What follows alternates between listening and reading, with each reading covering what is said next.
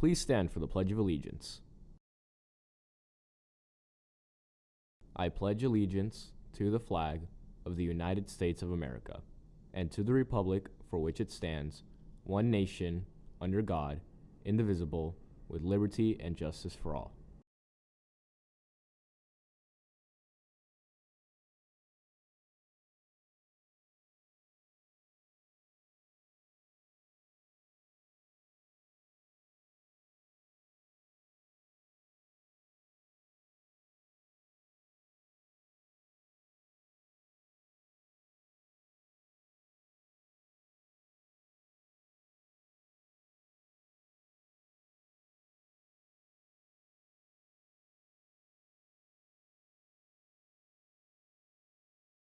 Coming up today on GVTV, want to join a choir group and make some friends along the way? We'll tell you how. Plus, we've got updates on the Golden Knights and how they're doing. All that and more on GVTV.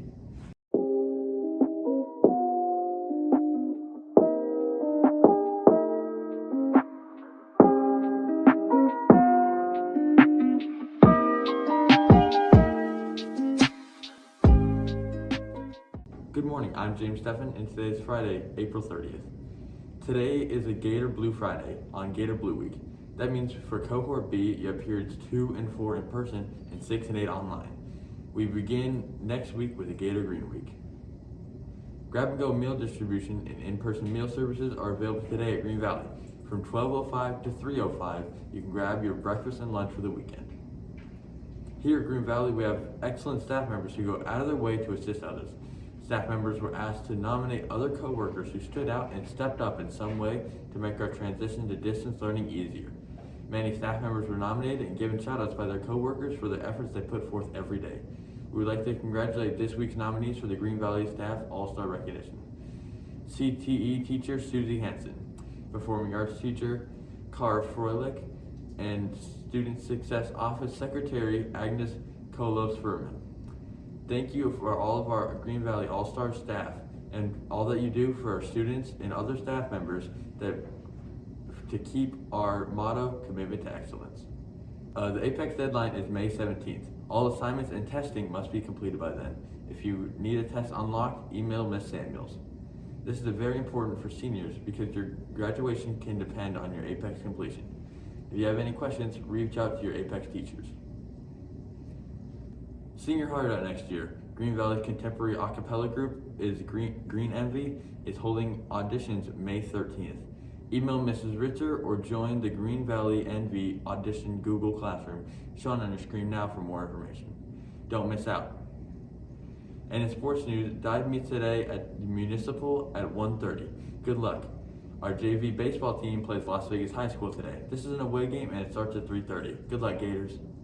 Green Valley softball plays Sierra Vista today at home. The game starts at 3:30. Track goes to Coronado tomorrow morning at 8 to compete in the track and field competitions. Good luck in everything you're competing in. Men's volleyball plays tomorrow as well. They are here at home against Coronado and Centennial. All three teams are playing, so various games occur throughout most of the day. Good luck, Gators. Swim meets tomorrow at the Henderson Multi-Gen to compete against Boulder City, Spring Valley, and Chaparral High Schools. The competition starts at 1. You got this, Gators. Who thinks they are going to have a good football this season this fall? We'll see. The first round of the NFL draft happened yesterday, and it was pretty crazy. There are 5 quarterbacks picked in the first round, and all 3 of the top picks were QBs. There are also a lot of trades, such as the Bears trading up to take Ohio State quarterback Justin Fields.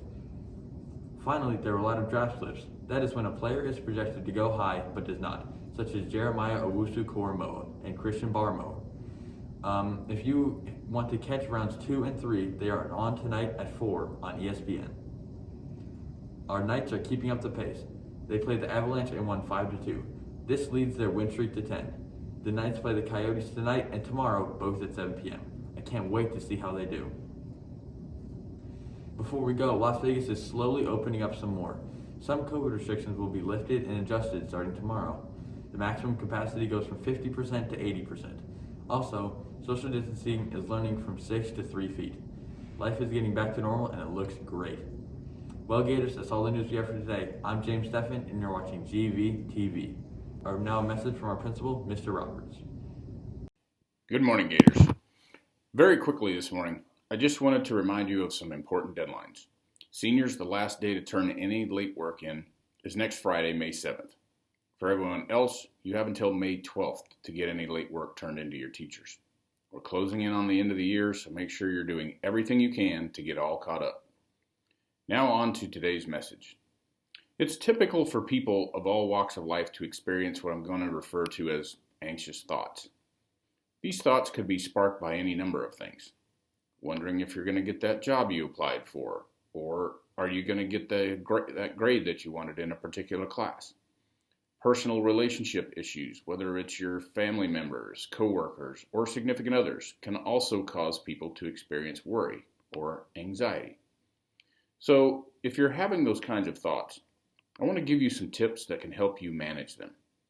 These tips are based on a concept called cognitive diffusion. So the first tip is to recognize an anxious or negative thought rather than ignoring it.